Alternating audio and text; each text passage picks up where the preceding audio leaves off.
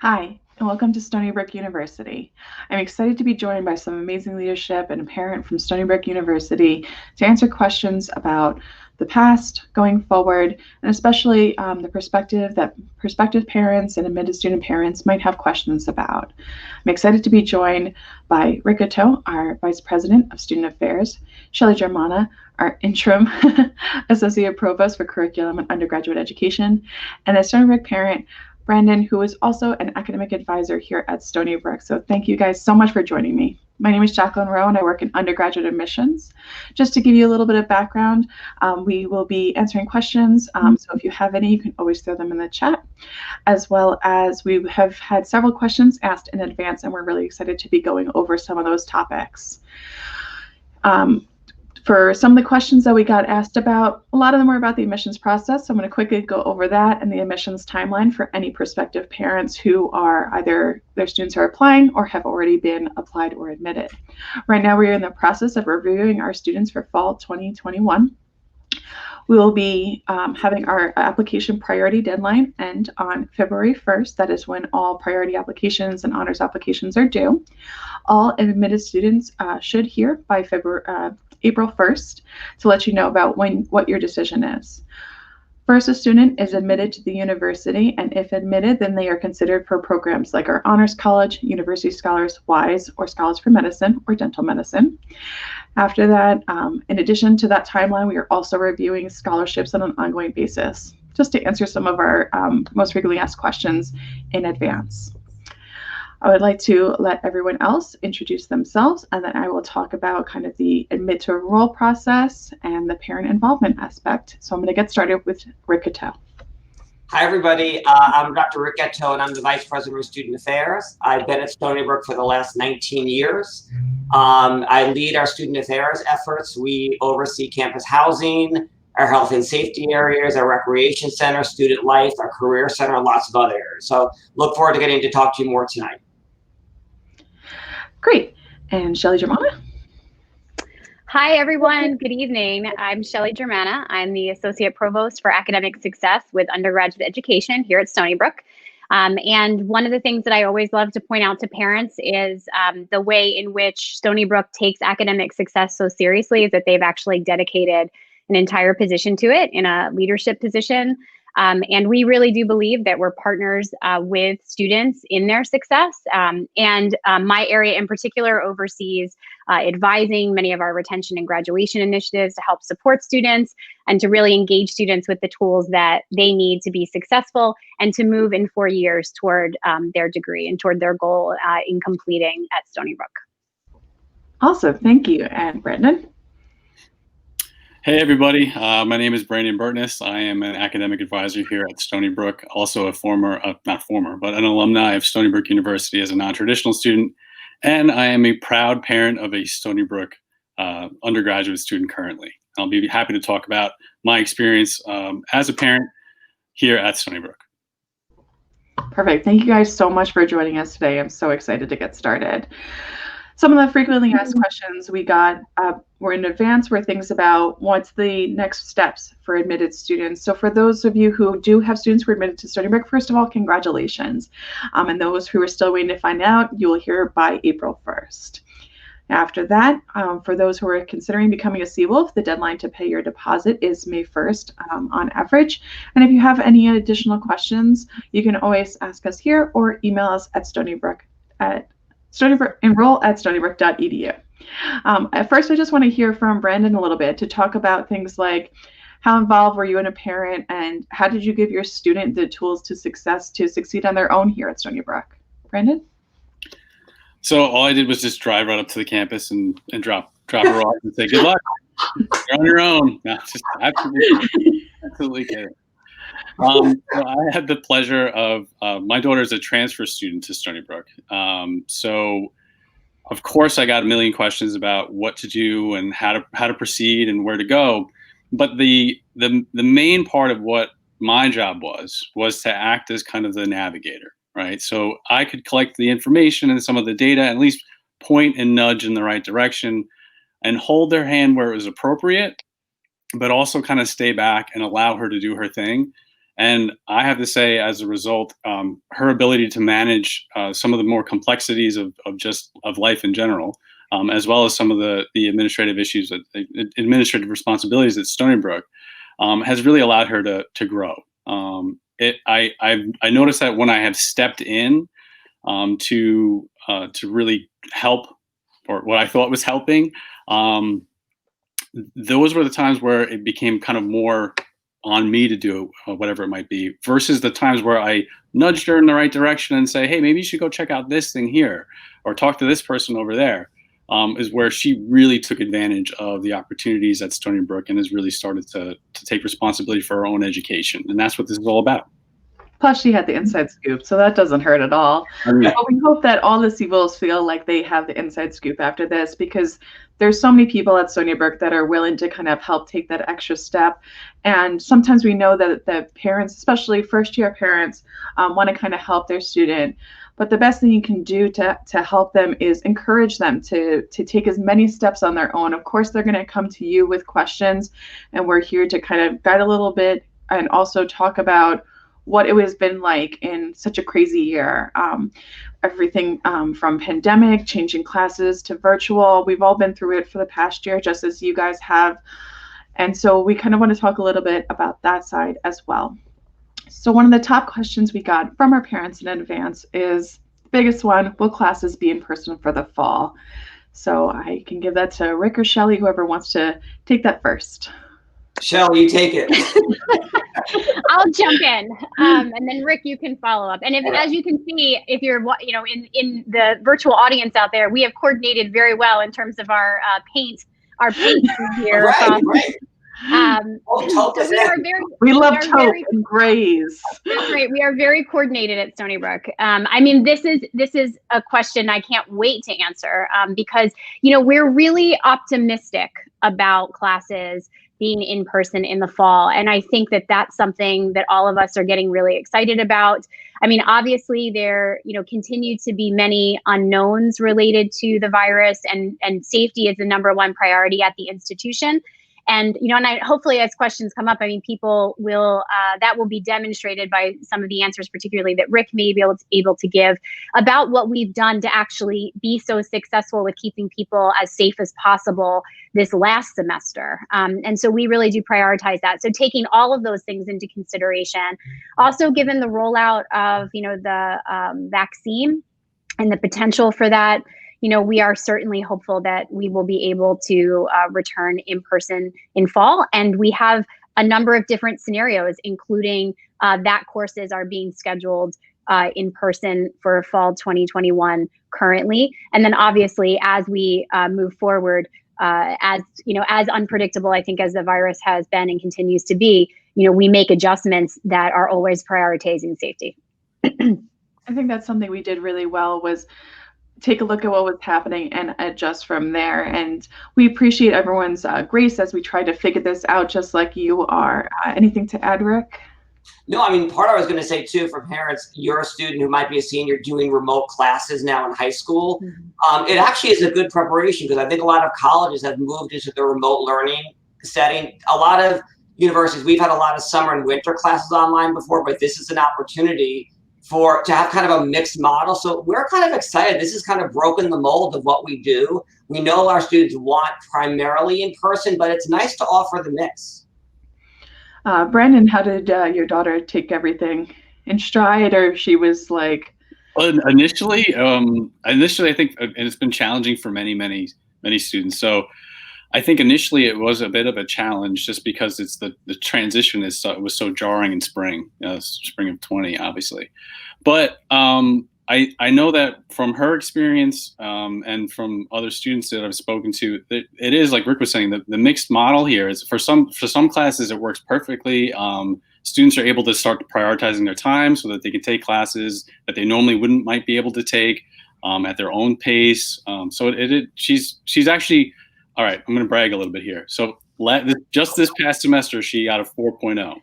So, yeah, so I think that as challenging as the online piece might be, she was able to figure it out, and she was able to be really successful.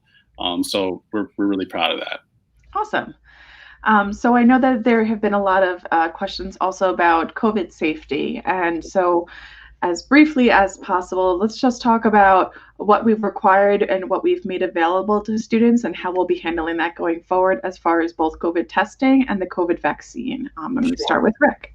So thanks, Jacqueline. So as Shelley mentioned, our health and safety is really our #1 priority. And so that's why we did a big shift to remote learning, because there are just a lot of other safety measures to be put in place. So to give you kind of a sense of the landscape of Stony Brook, we normally have about 10,500 residents on campus. We've only had about 4,500 that resided this fall and will continue this spring. So we've really reduced campus density, which has been a huge part of the safety measures. We've also implemented required COVID testing. So, you know, when we moved to launch the fall 2020 semester, we knew testing was a really important part of that. And so we were able to ramp up testing so that every student got tested once a week. The university, we cover the cost. We work with a private lab to do that this spring, because we know even in the region, rates, as we all know, have increased quite a bit.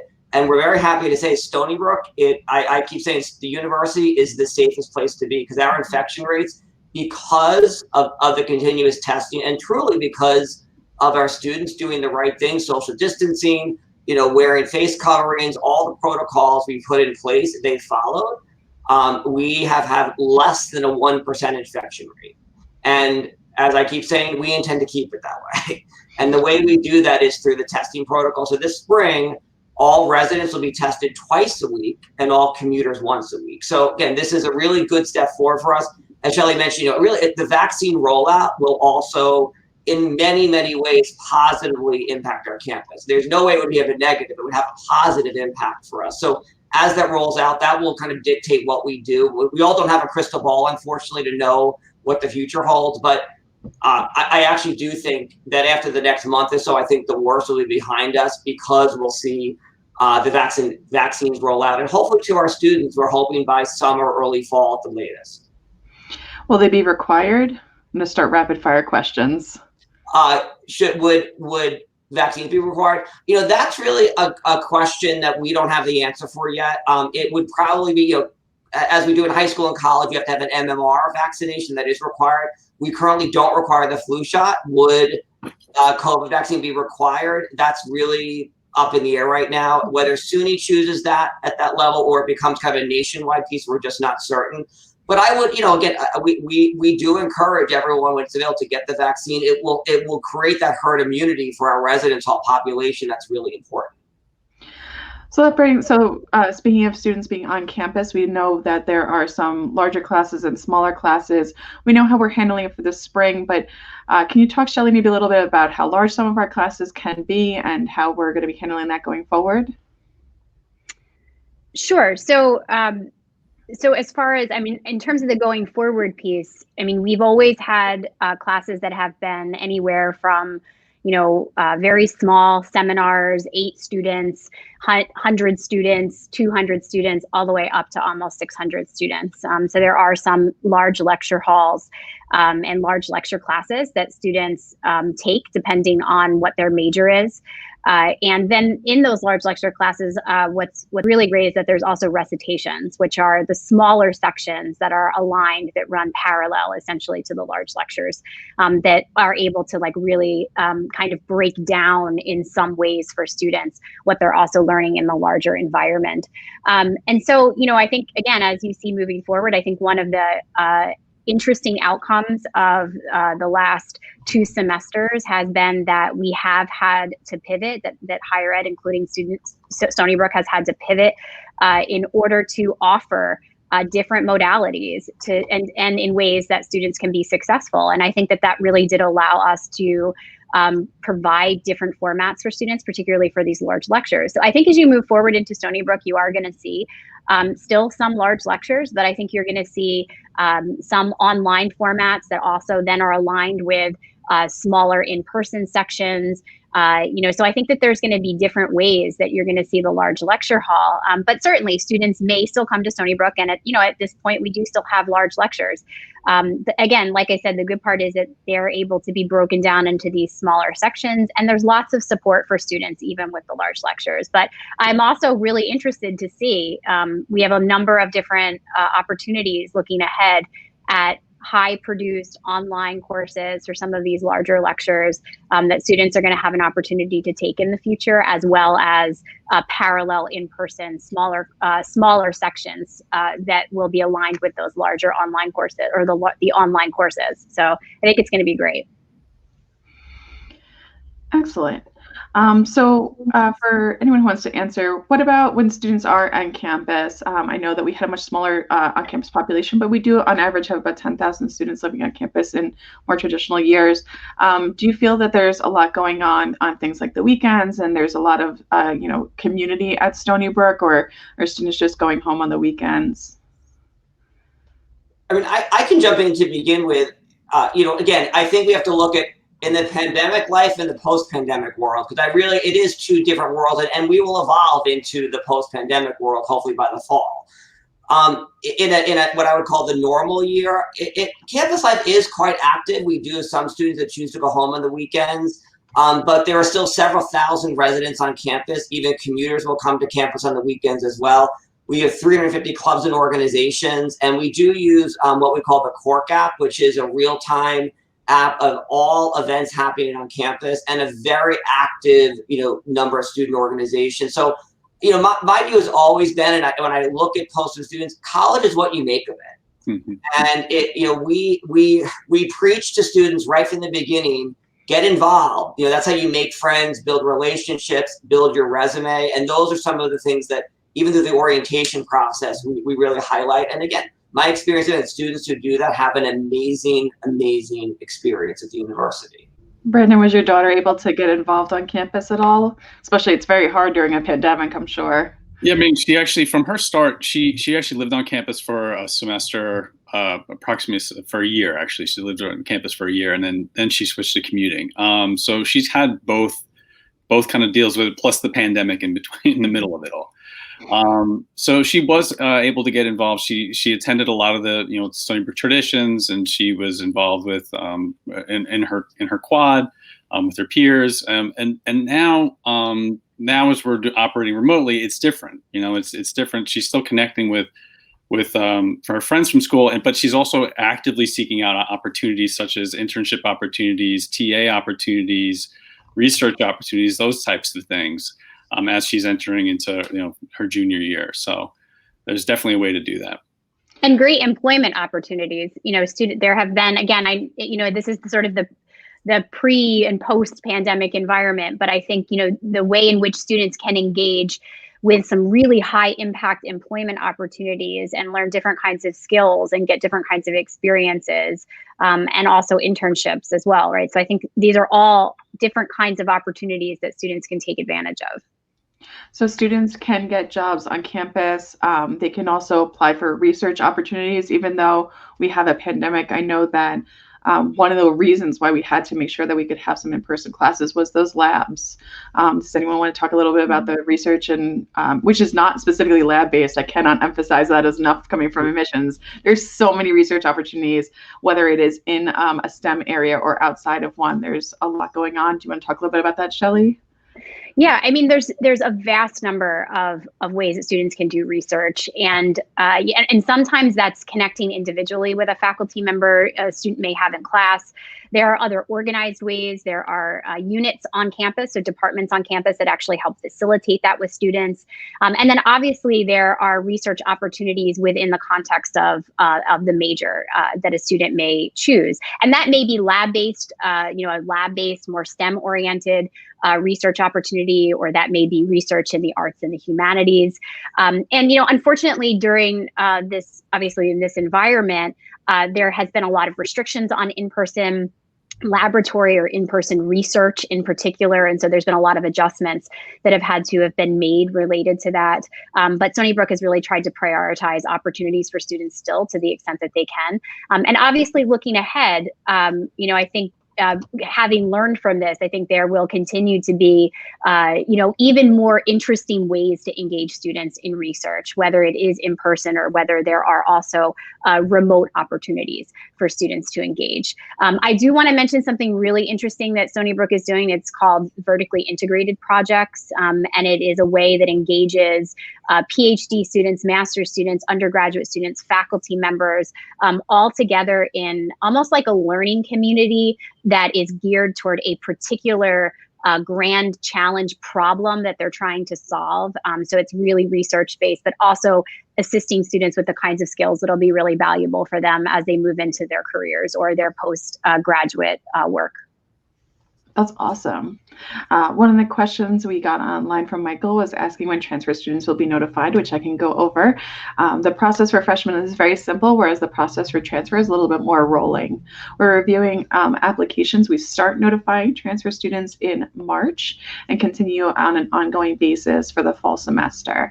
So we're really in that progress. The freshmen, we have to make sure that we notify by April 1st, but transfers is a little bit more rolling for those decisions. Another question we got in advance was about disability services. So what kind of services do we offer? And when a student has a specialized program in high school, are they offered the same kind of accommodations here at Stony Brook? Yeah, I can take that, Jacqueline. So we have the office on campus that serves students with disabilities is called Student Accessibility Support Center. We call it SASSY. And so I would actually encourage you and your student to actually go to that website. It's stonybrook.edu/SASC to get all the details. But students coming from high school or another college, whether they're a 504 or an IEP, they do take that into consideration. But I just wanted to point out, you'll see on the website, there is actually a form that the student needs to fill out. That's a documented disability form. And then what's great, every student meets one-on-one with a counselor. And we do our own individualized plans. So whether that's extended test time, note-taking assistance, there are so many different accommodations depending upon the specific circumstances. So again, the website's very comprehensive, so I'd encourage you to review that as well. And just point to share as well, very important your students do that as early as possible before classes start, because oftentimes students don't get their information until it's too late, and they could have been afforded the accommodations earlier. So over the summer is the right time to be doing that before fall classes start. Excellent. Another question that we just got asked from Jim Forkin. Can you talk a little bit about Honors College or even the Scholars for Medicine program, the BA MD program, and how students are selected and considered? I know that you guys don't work for the Honors Colleges, which are the areas that do review them. But just kind of about, maybe a little bit about the difference in those programs, selectivity, if anybody knows more. If not, I can answer that. No one wants to answer? Excellent. So for Honors College, University Scholars, and WISE, those are our three major honors programs that students can apply for on their application. Those students are first considered for general admission, and then if admitted and they applied for an honors program, they are then considered for honors consideration. Students are looked at it for a wide range of things.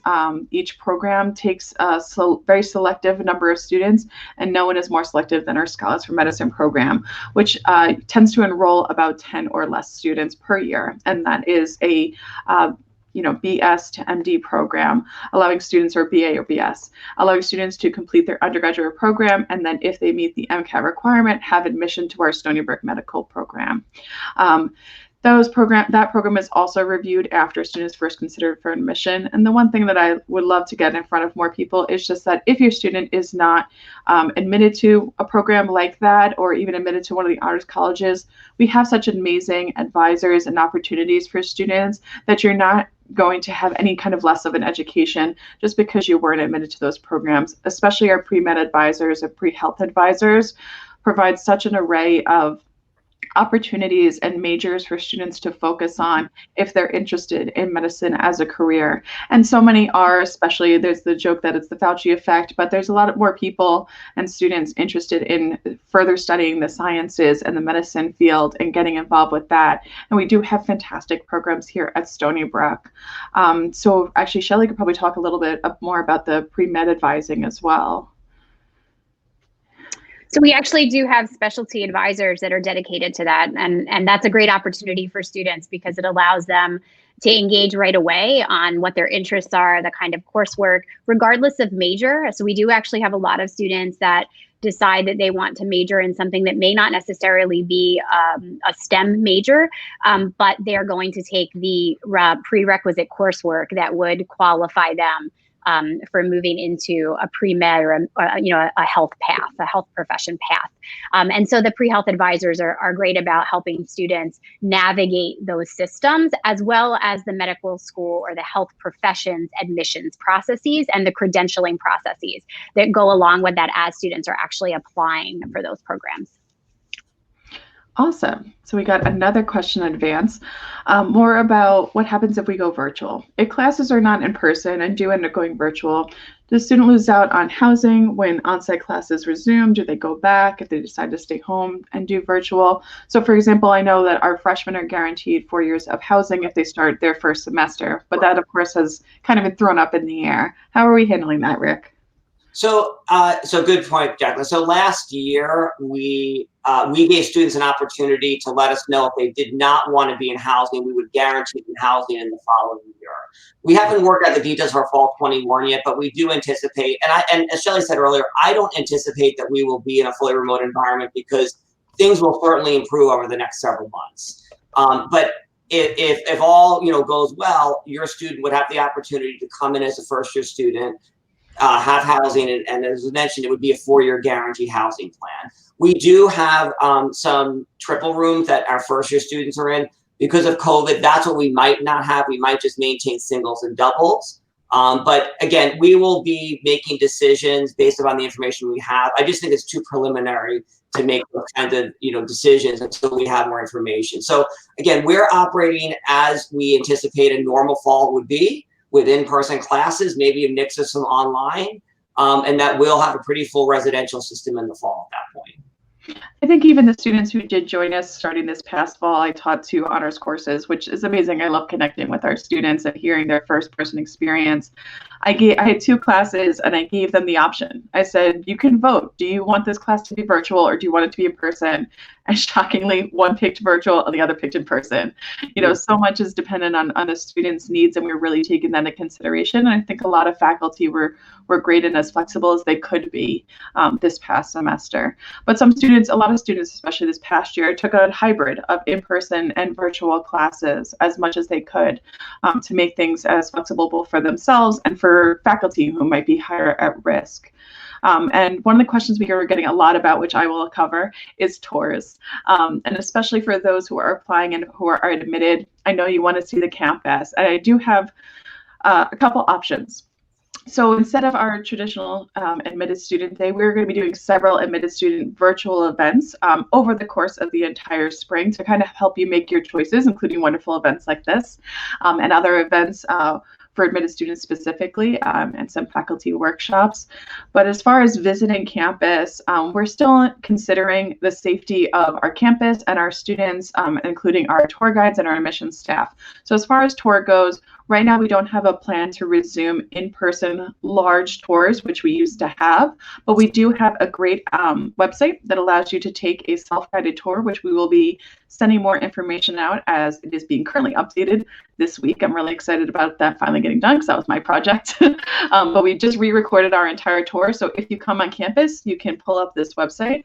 It will see exactly where you are. It will give you paths to be able to walk around campus and learn more about Stony Brook, as long as you follow the safety guidelines, wearing a mask, making sure you don't come if you're sick or have a fever, and follow specific guidelines, just like you would anything going out of your house.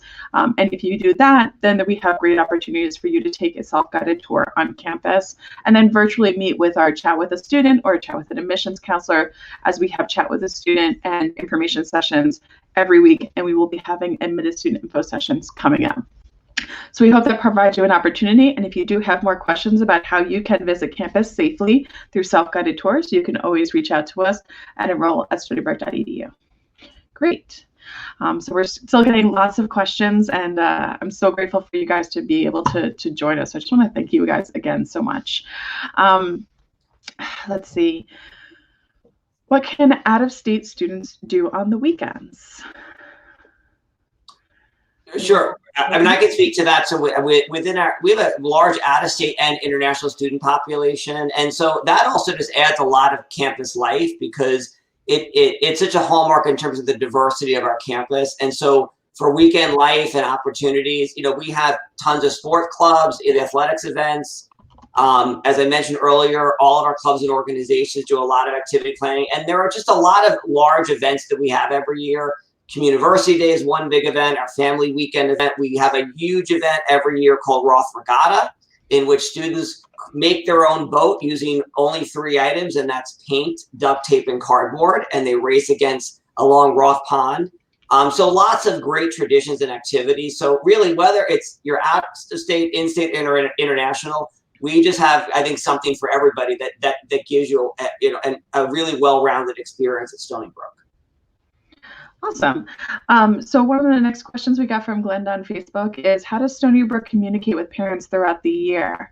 Now, of course, we do have a parent family office through orientation that is working to create more communications, newsletters, and other communications. I don't know if you know more about that, Shelley, through Megan's position, but they're really working to make sure that the parents are as informed as possible. But primarily, the communications and information about Stony Brook is going to go through the student.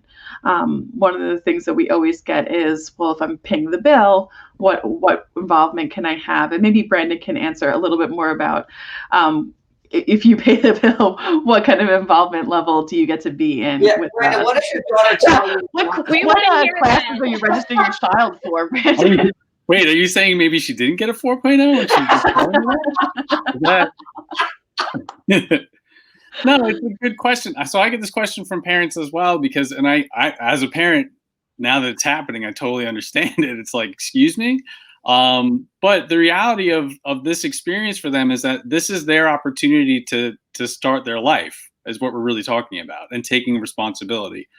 So as long as what you work to have is an open dialogue with your child about what the expectations are when they're, for school and how they're going to be, but understanding that you're there to help guide them along.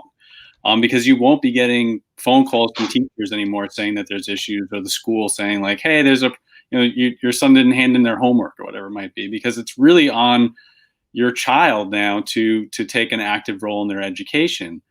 So always leaving the door open for dialogue about school is really what I've personally found to be really helpful. In my relationship with my daughter and her process through college, because it's a little unnerving, but it's necessary. It's a necessary part of their growth and development. Does she know that you're doing this interview about her? No, because she would be on Facebook right now watching it, so she does not. Jacqueline, can I add just one thing to that? Just because the thing that I always talk to parents of first-year students in particular at orientation is about FERPA. And, FERPA essentially is the law that allows you to have access to educational records. And in high school, that right to educational records for your child is to the parent or the guardian. Once a student is in college, it's now the right of the student to have access to those educational records. So what I always say to families is to really think through and have actually a conversation about FERPA and what that change in the structure of the relationship between your student and the family might be, and how you're going to navigate that and how you're going to communicate around the fact that the direct access to things is not going to come, to the parent or to the family member. And so, I think Brandon talked a little bit about this from the perspective of the parent, but actually talking ahead of time about, okay, this is going to be a change, and how is it actually going to change the relationship that we have as a family member and how we communicate about things that are related to school. Awesome. And can I just add to that Family Weekend's a wonderful event where a lot of families do come to campus.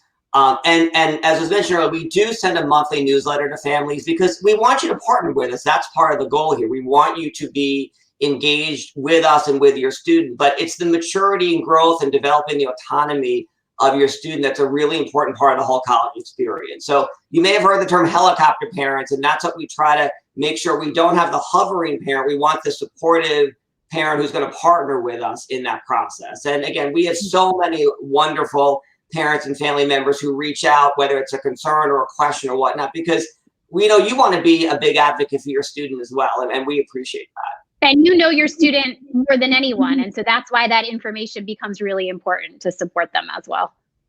Thank you guys so much. I know that we're going to be doing other social events, hopefully also focusing from the student perspective. And so we will be just make sure that if your students are interested in Stony Brook, to keep an eye on our social accounts to find out more about how they can hear from the student perspective, and also feel free to join us from a chat with the student. But we just, we hit over the 30-minute mark, so we're probably just going to be wrapping up. And I know that we got a lot of questions. And as I mentioned, if there's something that we haven't addressed directly, or if you have a specific question that we haven't been able to answer on air, I can't encourage you guys enough to email enroll@stonybrook.edu. Keep throwing that one out there, because I happen to manage it with my team, so I know we're answering them all directly as much as we can. Another question: in order to provide adequate spacing, are we reducing class sizes? Now I'm curious, I know we are doing that for the spring. The spring is already settled, but fall planning is got to be in full swing. So how are we kind of thinking forward, and how and when do we plan on adjusting? Sure. So, what's interesting is, unlike the spring when we had to spring 2020, when we had to very, very quickly pivot and make adjustments because we were in the moment of the pandemic, we've actually learned a lot, and many of the systems that we had to set up then, we've really been able to utilize. So the good news is that we are currently, as the schedule for fall is rolling forward, we are hopeful that those courses will be able to be scheduled in person, and there will be a schedule that accommodates in-person courses. And as I mentioned in the beginning, as we move forward, as we are prioritizing safety, we have concerns about continuing to move that forward as in-person formats. Then we also have the scenario that we had for spring 2020, or we had for fall 2020, in which our systems are also set up to be able to create both in-person courses that are socially distanced, that do actually provide under the protocols for COVID, the kind of safety that we would want to have, but also we are able to move into a remote environment again if we need to. And so I think that's one of the big lessons that that Stony Brook learned, but is also really successful in leveraging that knowledge now as we move forward into future semesters, so that we can very quickly make decisions and create scenarios that best support students, their success in the classroom, but also their safety. And so how are we doing labs? We talked a little bit about how we managed labs as one of the main reasons that some students did need to be on campus. But how are we managing labs safely during this time? So what's really interesting is that there are some labs that have been able, that are able to actually run their lab through lab kits. So it's a little bit different depending on the course. And so it's not a one size fits all. So this is one example of a lab that was successful. And actually you saw nationwide, most institutions actually utilizing what are lab kits. So a student, as part of their course materials, purchases a lab kit and is actually able to do the lab work for that particular course remotely in their own space, based on the different kinds of materials and tools that they have. And so again, that's just one example, but there are a variety of different ways. Some of the courses, as we mentioned, are in person, and we prioritized labs, social distanced, with all of the cleaning protocols, masking, entry and exit way protocols. So we prioritized all of that for the courses, the labs that could not, or other courses that could not move into a virtual format successfully.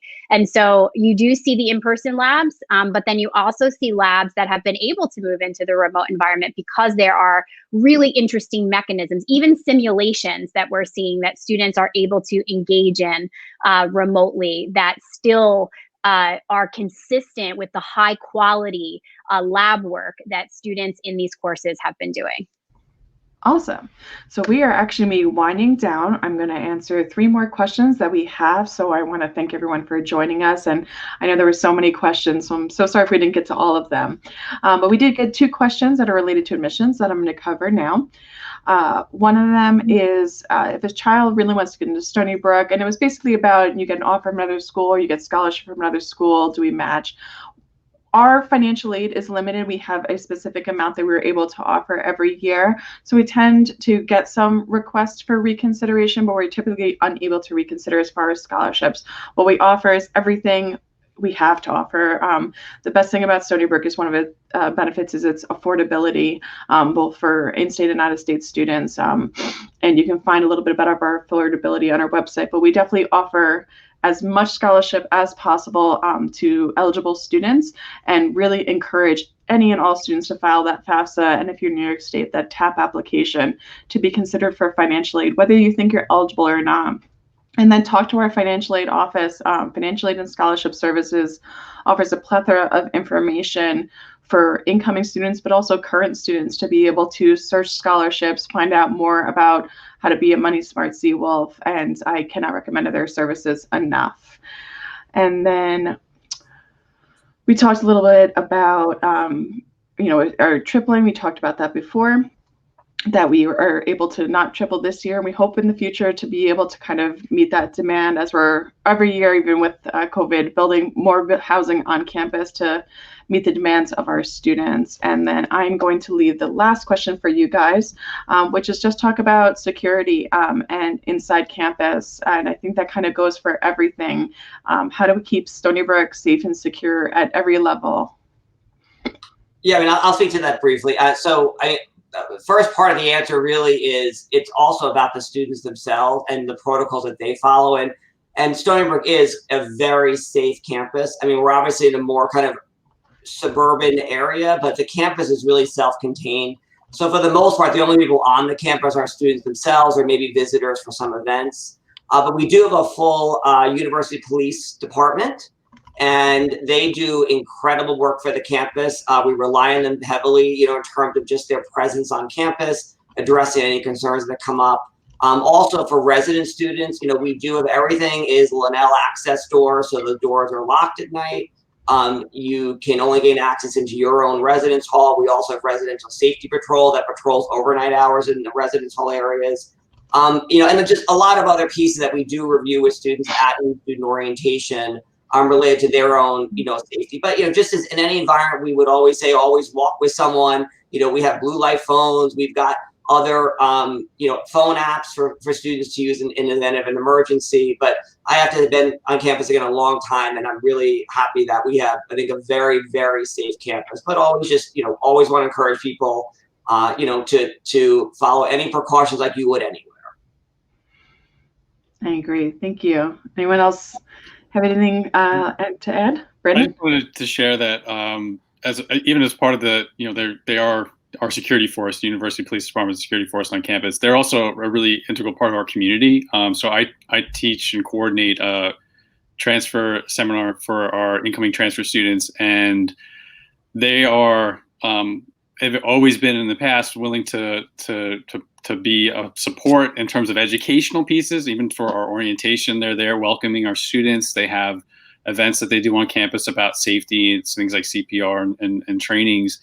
So they're very much a part of the student community and part of Stony Brook. So they're excellent. I have worked at 4 different institutions. I mean, Brandon, thank you for saying that, because I've worked at 4 different institutions, and I really have to say, all with police forces.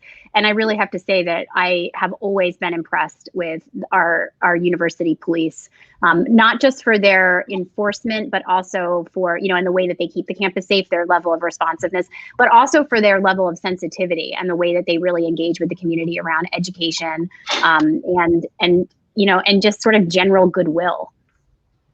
Yeah, I do have to say that that's something that I think our students have found as well. They're accessible. They're when you need you. They're really just whenever you need. And we've taken that into consideration as the former head of police is with the person who had our COVID task force and really took that so to heart.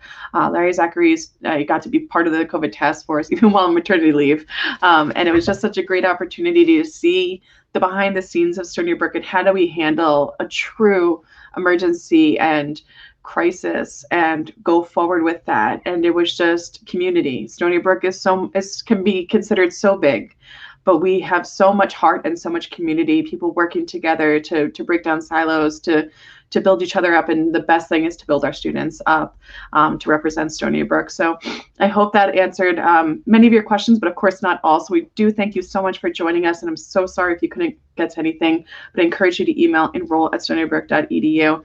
Thank you once again for joining us, Rick, Shelley, and Brandon. It has been a pleasure as always. Thank you so much. Good luck. Thank you. Thank you. Thank you.